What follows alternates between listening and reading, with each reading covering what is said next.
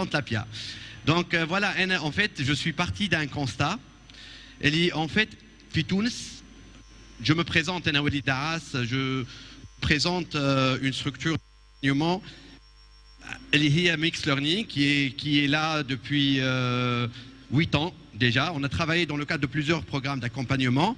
Et notre expérience est de constater que ce soit via notre travail directement dans ces structures d'accompagnement, que ce soit via le témoignage des promoteurs, qu'en Tunisie, il y a beaucoup de structures d'appui et d'accompagnement, mais dans la plupart des cas, les promoteurs ne connaissent pas ces structures, ou alors si elles les connaissent, elles ne savent pas réellement à quel niveau elles peuvent intervenir. Donc, je vais commencer par ce constat-là. Je vais poser la question à nos invités pour voir par rapport à leur expérience au niveau de leur structure, quel est leur constat à ce niveau-là et s'ils partagent ou pas cette réalité. Fadal madame. Si vous pouvez commencer par vous présenter ou... D'accord. Il faudrait... Enfin, c'est bon.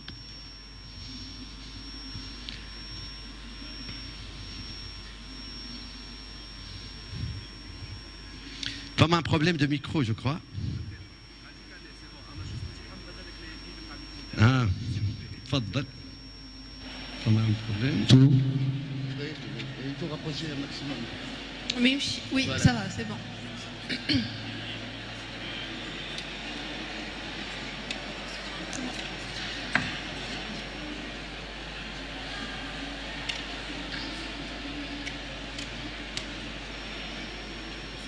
Si. نجد دحدوح من وكالة النهوض بالاستثمارات الفلاحية.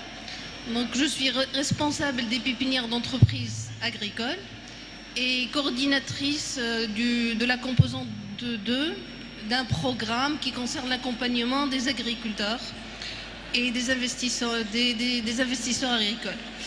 Alors, ce qu'on a remarqué dans le domaine entrepreneurial, c'est qu'il y a plusieurs acteurs. Ça peut être des associations, il y a aussi les structures d'appui, mais après, il y a une offre énorme d'accompagnement, mais après, ce n'est pas structuré. Alors, à part les structures d'appui, parce que nous, à PIA, par exemple, notre expérience repose sur des accompagnateurs qui ont les compétences requises, que c'est des ingénieurs agronomes, qui font l'accompagnement des créateurs de projets agricoles.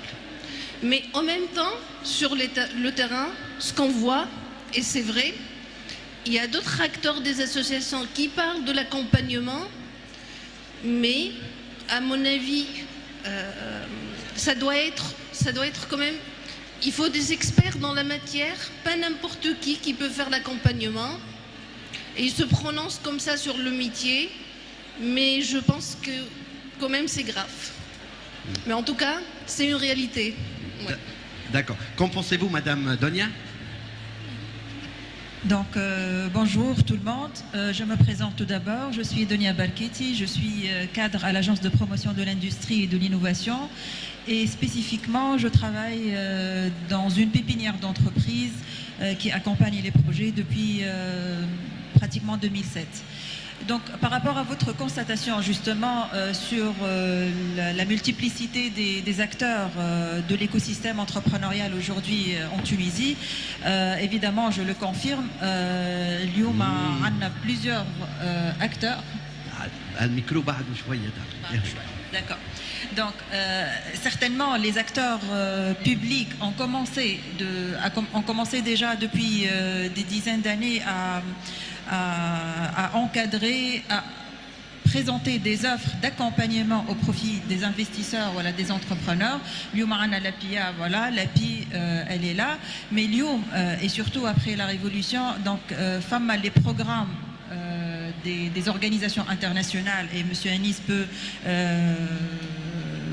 peut présenter l'offre de la board, mais il y en a d'autres organisations à l'échelle internationale, les associations à l'échelle locale aussi. Donc, Fama Lyuma des offres très enrichissantes et très ambitieuses. Avec ces programmes-là et les acteurs publics, les acteurs de privés. Donc, les investisseurs commencent à investir dans l'accompagnement des jeunes promoteurs. J'enchaîne avec madame sur la multiplicité, à part les acteurs, multiplicité de métiers de l'accompagnement. Le facilitateur, l'accompagnateur, le coach, le formateur. Donc, femme a des métiers qui commencent à se développer de plus en plus, le mentor. Donc, à chaque fois, on entend parler de métiers, de corps de métiers qui sont là, à part les mécanismes d'accompagnement et les acteurs d'accompagnement. D'accord, merci. Sienis. Merci Walid. Je me présente d'abord à NISFM, donc je suis directeur régional des programmes d'assistance technique à la BERD, la Banque européenne pour la reconstruction et le développement. Nous sommes une institution financière internationale, donc présente depuis 25 ans dans plusieurs pays de l'Europe de l'Est, l'Asie centrale et depuis 5 ans sur la région sud-méditerranée. Et depuis 2013 en Tunisie, nous avons déjà investi près de 700 millions d'euros dans les PME tunisiennes. Et par la même occasion, donc notre mandat essentiel, c'est financer le secteur privé, mais également nous conduisons des activités de support et de soutien aux PME en mobilisant de l'expertise locale et internationale, en moyennant essentiellement des subventions qui peuvent atteindre jusqu'à 90% du coût de cette intervention grâce aux dons généreux de certains bailleurs de fonds comme l'Union européenne en Tunisie. En revenant à cette question sur la multiplicité donc, des intervenants au niveau de l'écosystème entrepreneurial, au niveau de l'accompagnement et structure d'accompagnement, la multiplicité, la variété, le grand nombre, ça ne peut qu'être bénéfique à l'entrepreneur. La question n'est pas combien d'acteurs on a, il y en aura toujours besoin, on aura toujours de plus, on aura toujours besoin de gens beaucoup plus spécialisés, mais la grande question, qui doit faire quoi et quand? C'est la question la plus intéressante pour l'entrepreneur, parce que il y a deux composantes dans chaque projet d'entrepreneuriat. Il y a l'investissement, et malheureusement, c'est le souci numéro 1 pour l'entrepreneur, comment lever des fonds. Mais également, dans chaque étape de ce projet d'entrepreneuriat, l'entrepreneur doit également se faire assister. Il ne sait pas tout, mais à partir de l'idée du projet, le business planning, le recrutement, l'organisation interne, le marketing, où il va vendre, comment vendre, à quel prix, etc. Donc à chaque étape de vie, de cycle de vie du projet, il y a différents métiers qui doivent intervenir. Donc parfois on a besoin d'un coach, un business coach. Parfois, on a besoin d'un facilitateur qui assure le réseautage, le recours à des formations. On a besoin de formateurs. On a besoin de mentors. Le mentorat est très, très intéressant pour les entrepreneurs. On a besoin, à certains niveaux, également d'ingénieurs conseils, d'ingénieurs agronomes, des techniciens. On a besoin, bien sûr, des gens qui sont dans la finance pour la levée de fonds, etc. Donc, comme vous voyez, de chaque étape de vie de projet, on a besoin d'un profil et d'un type d'accompagnement assez particulier. Maintenant, les structures qui existent en Tunisie, elles répondent pratiquement, et nous le savons, à plusieurs de ces types de besoins. Bien sûr, légitimement, historiquement, il y a l'API à travers ces réseaux de pépinières, d'entreprises, après les technopoles, etc. Mais maintenant, l'écosystème, heureusement, et on le voit depuis 2 ans, il commence à s'enrichir, surtout avec les initiatives privées. Il y a donc les coworking space, il y a donc les accélérateurs, il y a des incubateurs privés, il y a des incubateurs virtuels. Tout ça, c'est bien, mais malheureusement, l'entrepreneur n'a pas donc je dirais une information suffisante et je dirais précise sur qui et quelle structure, à quelle structure s'orienter, quelle structure il doit donc demander de l'appui ou de l'accompagnement. La faute à qui? C'est la question peut-être à soulever. Hein, et il ne faut pas dire qu'il devrait avoir quelqu'un dans le gouvernement ou une structure gouvernementale qui gère tout ça. Non, c'est un écosystème dynamique. Hein, il y a tout le monde. Et je crois que le rôle de l'entrepreneur lui-même est très important. à s'informer et obtenir l'information sur qui existe dans cet écosystème, qui fait quoi, et selon ses besoins à lui, à qui s'adresser. On peut être hébergé dans une pépinière de l'API, mais en même temps bénéficier d'un programme de coaching, par exemple financé par un bailleur de fonds Voilà, international. on pourrait peut-être penser à une idée de, si on prend cette initiative-là, par exemple, comme le promoteur, il a besoin d'être accompagné, éventuellement il y aurait une structure qui l'accompagnerait pour connaître ce qui se passe au niveau des organes d'accompagnement. Donc, je sais, en tous les cas, est-ce que vous croyez que, disons, qui sont les responsables, c'est-à-dire pour rebondir à ce que vous disiez, qui sont les responsables, c'est-à-dire par rapport à ce flou, entre guillemets, que peut-on réellement faire pour que les choses évoluent dans le bon sens? Madame Néger? Merci d'avoir posé cette question. Mais il faut penser à un vis-à-vis unique, à un organisme unique qui s'occupe de tout ce qui est accompagnement. Et parce que tellement il existe des structures d'accompagnement, mais quelque part, il faut qu'on sache qu'est-ce qu'ils fassent sur le terrain. Parce que ça dépend, parfois ça répond à des besoins qui ne correspondent pas aux besoins de l'entrepreneur. Donc il faut peut-être une plateforme, il faut quelque chose qui unit toutes les activités qui se font dans ce sens. D'accord. Madame Donia? Parlant des initiatives pour la réorganisation de cet écosystème, justement, le chevauchement et les interactions entre les missions des plusieurs structures s'imposent aujourd'hui. Parce que le promoteur, justement, il s'égare entre les structures et les programmes. Donc la réorganisation, elle s'impose aujourd'hui. Et il y a des initiatives déjà qui ont été lancées. J'annonce l'initiative de la Biat Foundation et Mazam, la plateforme qui a réuni pratiquement, c'est une offre pour les acteurs pour qu'ils s'inscrivent et ils offrent leurs prestations au profit des promoteurs. Donc là, c'est une initiative, malheureusement, on n'a pas assez communiqué dessus pour que le promoteur puisse retrouver ses attentes auprès de l'organisme adéquat, mais on peut capitaliser tant que la plateforme, elle existe toujours, et on peut capitaliser sur cette plateforme pour mieux informer sur les prestations de l'écosystème. De plus, aujourd'hui, il faut que le promoteur soit bien informé. Il faut qu'il fasse un effort supplémentaire pour qu'il soit dans l'écosystème restreint et élargi. Et il faut aussi qu'il identifie ses besoins. Donc, à ce stade-là, je pense qu'il faudrait penser aussi à la création d'une chaîne de valeur ou un cluster même, pour servir de support pour mieux cadrer les attentes des promoteurs. Donc la chaîne de valeur, elle va de l'idée jusqu'au développement de l'entreprise. Donc les structures d'accompagnement aujourd'hui, je ne sais pas, on pourrait penser à une charte. Je serais très ambitieuse de parler d'une loi même pour organiser les missions des différentes structures qui existent aujourd'hui entre le secteur public, privé et société civile.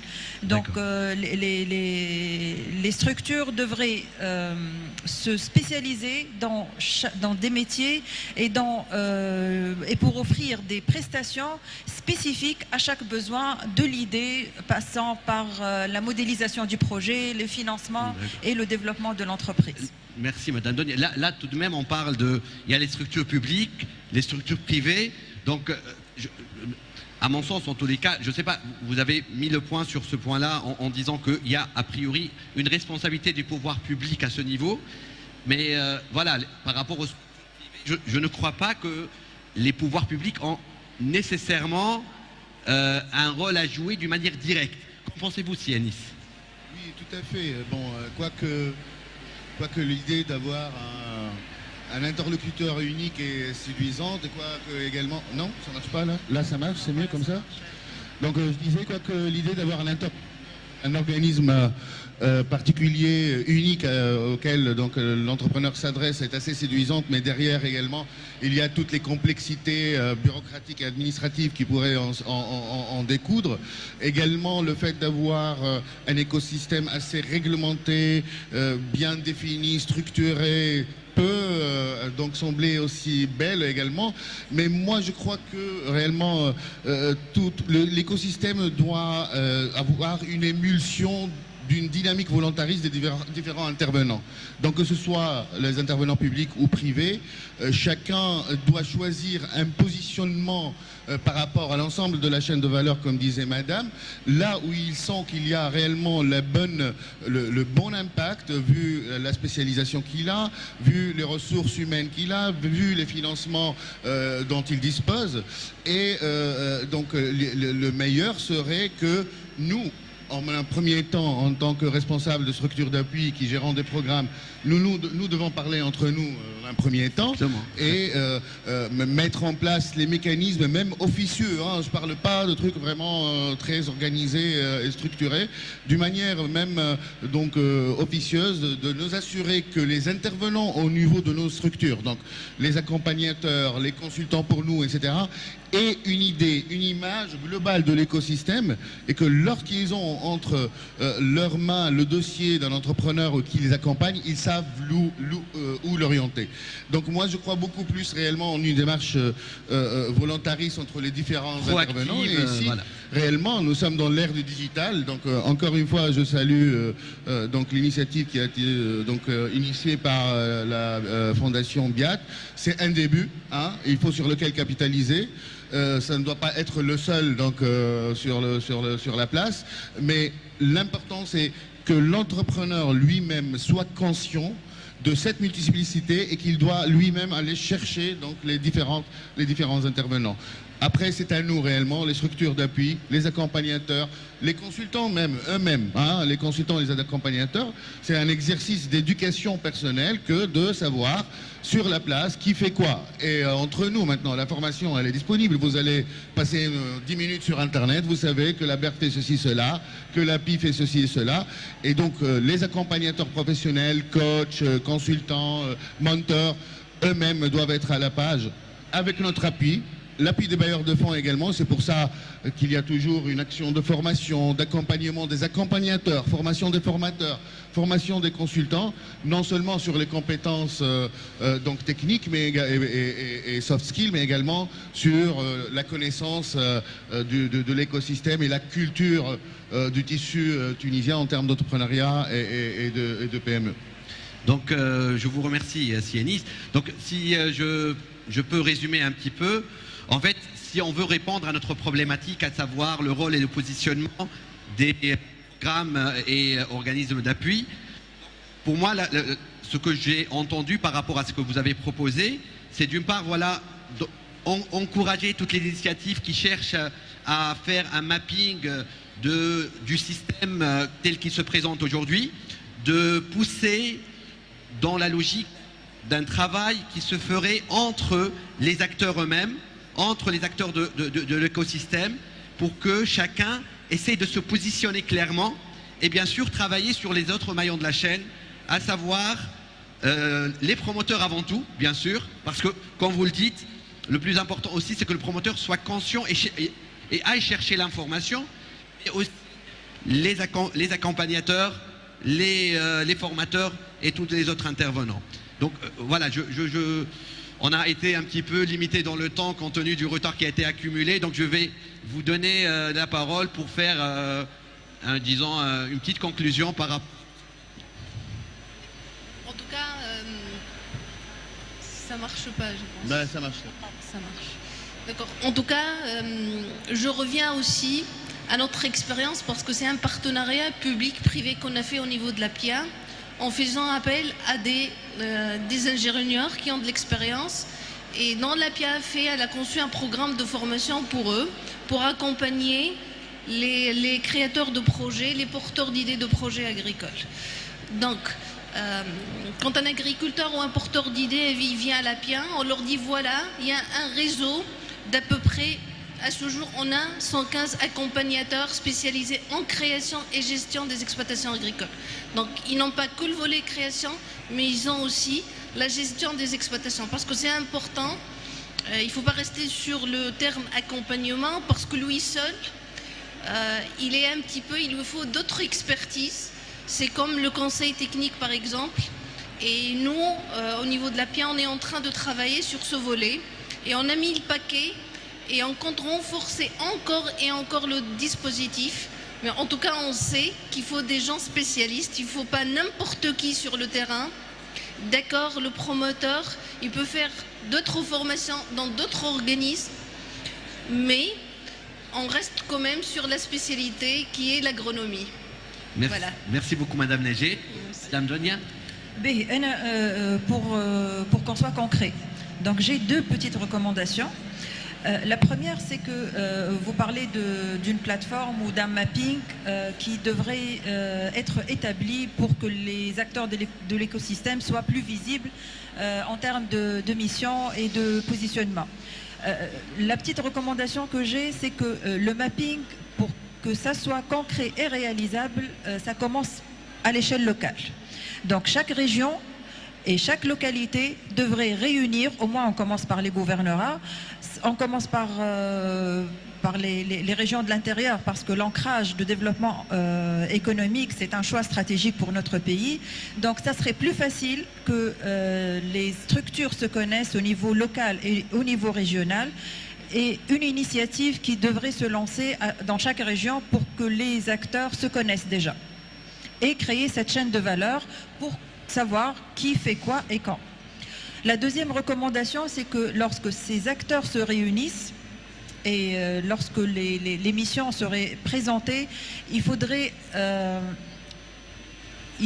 une prise de conscience par rapport à l'entrepreneur. Il faudrait se mettre dans la posture de l'entrepreneur pour offrir des prestations et des services adéquats et aux justes besoins du promoteur. Il ne faut pas offrir des formations pour offrir les formations, il faut que les formations soient adaptées aux besoins du promoteur. L'accompagnement pareil et le financement pareil. Parfois on fait la modélisation du projet par rapport aux mécanismes de financement qui existent, alors que le financement n'est pas une finalité en soi. Tout à fait. Voilà, donc ces deux recommandations, il faut penser décentralisation déjà, et il faut penser besoins et attentes du promoteur. Voilà. Je vous remercie, Madame Donia. Sienis. Bon, finalement, c'est le rôle de la structure d'appui également, où le bailleur de fonds de choisir un positionnement intelligent qui a un impact. À la BERD, l'année dernière, on a commencé à penser, par exemple, à réfléchir sur la possibilité d'appuyer, de financer les entreprises en cours de création.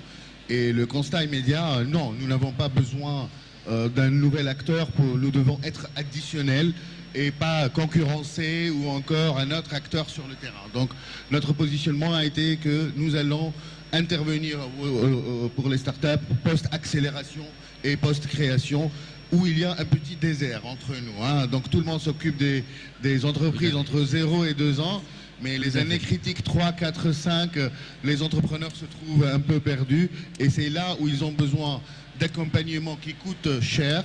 Et donc nous, de notre côté, et certains d'autres bailleurs de fonds internationaux, nous mobilisons des fonds afin d'assurer à ce type d'entreprise réellement l'accès à ce genre de conseils. Dernière chose, je crois que, encore une fois, je suis dans une dynamique volontariste, il faut qu'on se parle, nous, entre nous. Au niveau de la BERD, on le fait, hein, on a parlé avec tout le monde, et du coup, il y a même un contact informel pour le partage de pipeline, start-up qui sortent de l'accélération, qui peuvent être accompagnés par la BERD. Nous, par exemple, il y a des nouveaux entrepreneurs qui viennent, que nous ne pouvons pas aider parce que nous sommes régis par des conditions de financement. Nous faisons le referral donc à des incubateurs et des accélérateurs privés. Donc c'est notre responsabilité réellement de se parler entre nous afin d'assurer à ce promoteur réellement qu'il ait le bon accompagnement dans toutes les facettes de l'existence de son projet. Merci beaucoup. Merci à vous trois. En tout cas, ce fut enrichissant. Merci pour votre participation. Merci à vous.